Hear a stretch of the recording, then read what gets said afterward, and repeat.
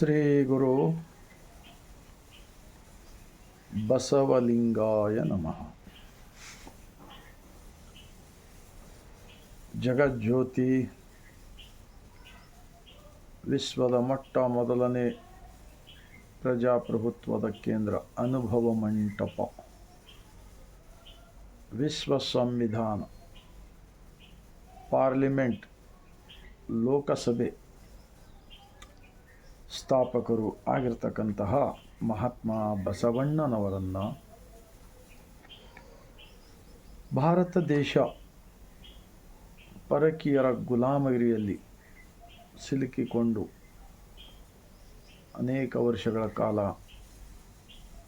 ಈ ಭಾರತೀಯರು ಗುಲಾಮರಾಗಿದ್ದುಕೊಂಡು ಬದುಕ್ತಕ್ಕಂಥದ್ದನ್ನು ಕಂಡು ಅನೇಕ ಭಾರತೀಯರು ತ್ಯಾಗ ಬಲಿದಾನವನ್ನು ಮಾಡಿದ ನಂತರ ದೇಶ ಸ್ವತಂತ್ರವಾಯಿತು. ಭಾರತ ದೇಶದ ಸಂವಿಧಾನದ ನಿರ್ಮಾಣದಲ್ಲಿ ಮುಖ್ಯಸ್ಥರಾಗಿರ್ತಕ್ಕಂತಹ ಭಾರತ ರತ್ನ ಡಾಕ್ಟರ್ B.R.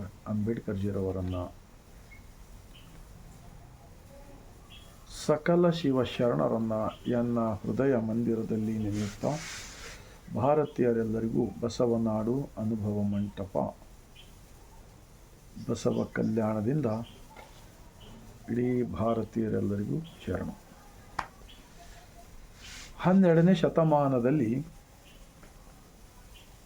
ಈ ಭಾರತ ದೇಶದಲ್ಲಿ ಅನೇಕ ಸ್ವಾರ್ಥಿಗಳು, ಪಟ್ಟಭದ್ರ ಹಿತಾಸಕ್ತಿಗಳು 5 ವರ್ಗಗಳನ್ನು ಮಾಡಿ ಬ್ರಾಹ್ಮಣ್ಯ, ಕ್ಷತ್ರಿಯ, ವೈಶ್ಯ, ಶೂದ್ರ, ಪಂಚಮ ಈ ಥರ 5 ವರ್ಗಗಳನ್ನು ಮಾಡಿ ಒಡೆದು ಆಳುತ್ತಾ ದುಡಿಯುವ ವರ್ಗದವರ ಮೇಲೆ ಉತ್ಪಾದಕ ವರ್ಗದವರನ್ನು ಶೋಷಣೆ ಮಾಡಿ ಬದುಕ್ತಕ್ಕಂಥ ಜನರನ್ನು ಕಂಡು ಬಸವಣ್ಣನವರು ಅವರೆಲ್ಲರನ್ನ ಅನುಭವ ಮಂಟಪಕ್ಕೆ ಬರಮಾಡಿಕೊಂಡು ಅಪ್ಪನು ನಮ್ಮ ಮಾದಾರ ಚೆನ್ನಯ್ಯ, ಬಪ್ಪನು ನಮ್ಮ ಡೋಹಾರ ಕಕ್ಕಯ್ಯ, ಚಿಕ್ಕಯ್ಯ ನನ್ನಯ್ಯ ಕಾಣಿರಣ್ಣ, ಅಣ್ಣನು ನಮ್ಮ ಕಿನ್ನರಿ ಬೊಮ್ಮಯ್ಯ, ಎನ್ನ ನೇತಕ್ಕೆ ಅರಿಯಿರಿ ಕೂಡಲ ಸಂಗಮದೇವ, ಈ ಥರ ಎಲ್ಲರನ್ನ ಒಂದುಗೂಡಿಸ ಇತಿಹಾಸ ಇವತ್ತು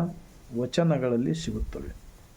ಆ ಕಾರಣಕ್ಕಾಗಿ ಇವತ್ತು ಭಾರತ ದೇಶದನ್ನು ಎಲ್ಲ ಸೋಷಿಯಲ್ ಮಾಧ್ಯಮಗಳಲ್ಲಿ ಆ ಕಡೆ ಬರೀ ದೇವರು, ಧರ್ಮ, ಜಾತಿ, ಭೇದ ಭಾವ ಅನೇಕ ಥರದ ಒಂದು ಕುತಂತ್ರದಿಂದ ಮತ್ತೆ ಜನರನ್ನು ಒಡೆದು ಆಳುವ ನೀತಿ ಅನುಸರಿಸತಕ್ಕಂಥದ್ದು ಕಂಡು ಬರ್ತಾ ಇದೆ. ಇವತ್ತು ದೇಶ ಸ್ವತಂತ್ರವಾಗಿದೆ, ಇಲ್ಲಿ ಸರ್ಕಾರವಿದೆ, ನ್ಯಾಯಾಲಯಗಳಿವೆ, ಪೊಲೀಸ್ ಸ್ಟೇಷನ್ಗಳಿವೆ, ಬಾರ್ಡರ್ ಮೇಲೆ ಸೈನಿಕಿವೆ, ಎಲ್ಲ ಡಿಪಾರ್ಟ್ಮೆಂಟ್ ಇದ್ದರೂ ಕೂಡ ಜನ ಯಾರು ಭಯಪಡ್ತಾ ಇಲ್ಲ. ಇಂಥ ಒಂದು ಕೆಟ್ಟ ವಾತಾವರಣ ಮತ್ತೆ ನಿರ್ಮಾಣ ಮಾಡುತ್ತಿದೆ ಒಂದು ವರ್ಗ ತಮ್ಮ ಸ್ವಾರ್ಥಕ್ಕಾಗಿ. ಕಾರಣ ಇಂತಹ ಇತಿಹಾಸವನ್ನು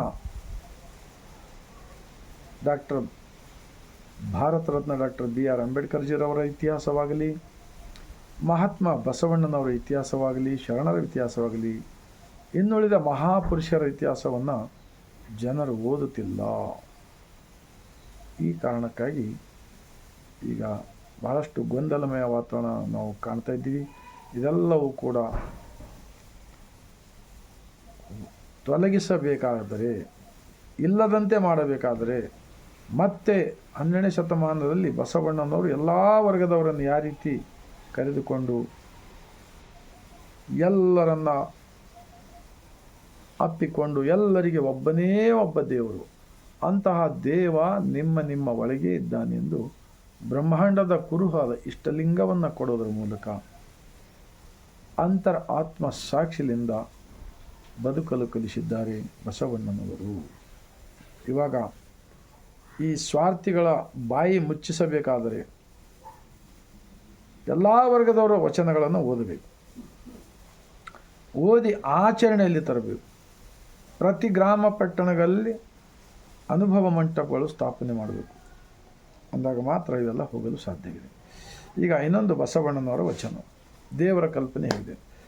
ಜಗದ ಅಗಲ ಮುಗಿಲ ಅಗಲ ಮಿಗೆ ಅಗಲ ನಿಮ್ಮ ಅಗಲ, ಪಾತಾಳದಿಂದ ಅತ್ತತ್ತ ನಿಮ್ಮ ಶ್ರೀಚರಣ, ಬ್ರಹ್ಮಾಂಡದಿಂದ ಅತ್ತತ್ತ ನಿಮ್ಮ ಶ್ರೀ ಮುಕುಟ, ಅಗಮ್ಯ ಅಗೋಚರ ಅಪ್ರತಿಮ ಲಿಂಗವೇ ಕೂಡಲ ಸಂಗಮ ದೇವ, ನೀವೆನ್ನ ಕರಸ್ಥಲಕ್ಕೆ ಬಂದು ಚುಳುಕಾದಿರಿ.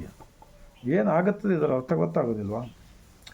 ಭಾಳಷ್ಟು ವೇದಿಕೆ ಮೇಲೆ ಕುಳಿತುಕೊಂಡು ಏನೇನೋ ಭಾಷಣ ಬಿಗ್ತಾರೆ, ಆದರೆ ಜನರಿಗೆ ತಮ್ಮಂತೆ ಮಾಡಿಕೊಳ್ಳಲು ಬರ್ತಾ ಇಲ್ಲ. ನಾವು ಮೇಲು ತಾವು ಕೆಳಗೆ, ಇದನ್ನು ನಾವು ಕಾಣ್ತಾ ಇದ್ದೀವಿ.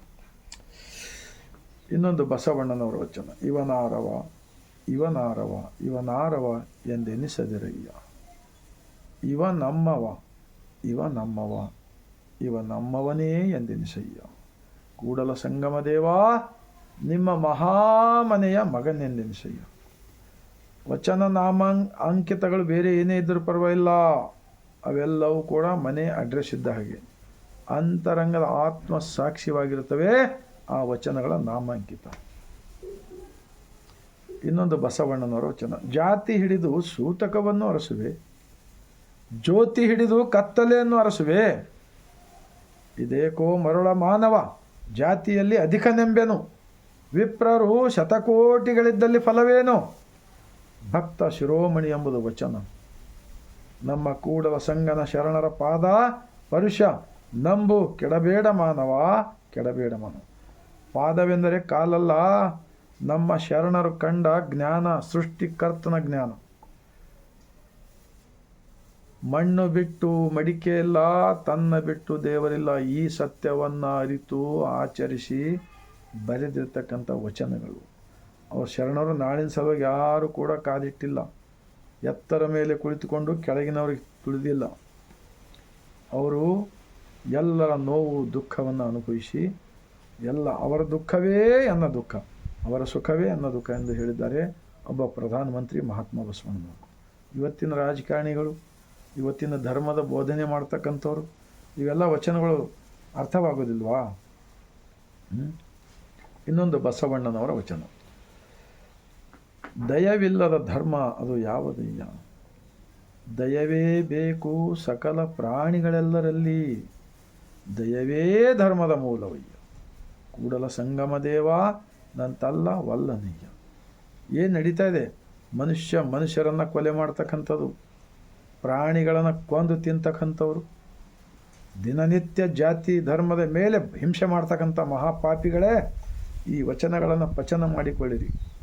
ಇನ್ನೊಬ್ಬರನ್ನು ತಿಳಿಸು. ದೇಶಭಕ್ತಿ, ರಾಷ್ಟ್ರಭಕ್ತಿ ಏನೆಲ್ಲ ಮಾತನಾಡ್ತಾ ಇರ್ತೀರಲ್ಲ, ನಿಜಕ್ಕೂ ಇದೇ ಥರ ಮುಂದುವರಿದರೆ ದೇಶ ಪರಿಪೂರ್ಣ ಹಾಳಾಗಿ ಹೋಗುತ್ತದೆ. ಯಾರಿಗೂ ಒಳ್ಳೆಯದಾಗೋದಿಲ್ಲ.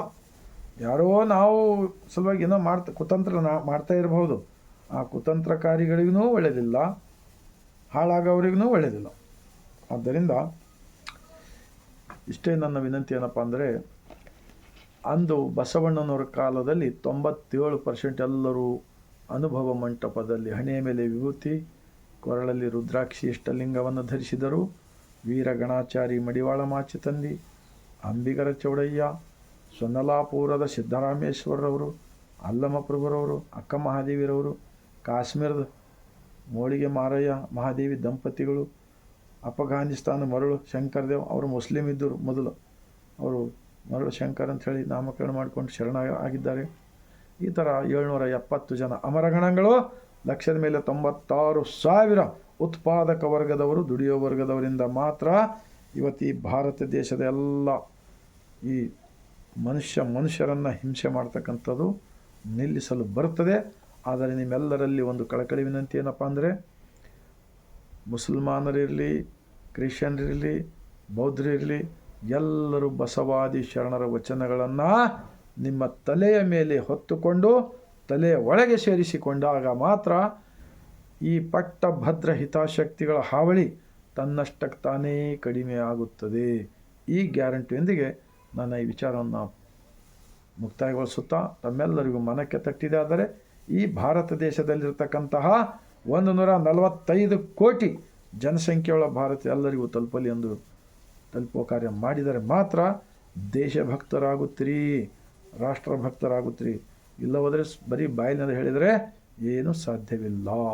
ನಮ್ಮ ಮನೆಯಲ್ಲಿ ಏನಾದರೂ ನೋವಾದರೆ ದುಃಖ ಆಗ್ತಾ ಇಲ್ಲ, ಮತ್ತು ಇನ್ನೊಬ್ಬರ ಮನೆಯಲ್ಲಿನ ಅವರಿಗೆ ದುಃಖ ಪಡಿಸಿದರೆ ಅದು ನಿಮ್ಗೆ ಯಾವ ದೇವರಪ್ಪ? ನಿಮ್ಮೆಲ್ಲರಿಗೆ ಯಾವ ದೇವರು? ನಿಮಗೆ ದೇವರೇ ಇಲ್ಲ. ಎಲ್ಲರ ಮೇಲೆ ದಯಾವೇ ಧರ್ಮದ ಮೂಲ ಎಂದು ಹೇಳಿದ ಬಸವಣ್ಣವರ ವಿಚಾರ ಜೀವನದಲ್ಲಿ ಅಳವಡಿಸಿಕೊಳ್ಳಬೇಕಾಗಿ ನಮ್ಮೆಲ್ಲರಲ್ಲಿ ವಿನಂತಿಸಿಕೊಳ್ತಾ, ಮತ್ತೊಮ್ಮೆ ಬಸವನಾಡಿನಿಂದ ಇಡೀ ಭಾರತೀಯರೆಲ್ಲರಿಗೂ ಶರಣು.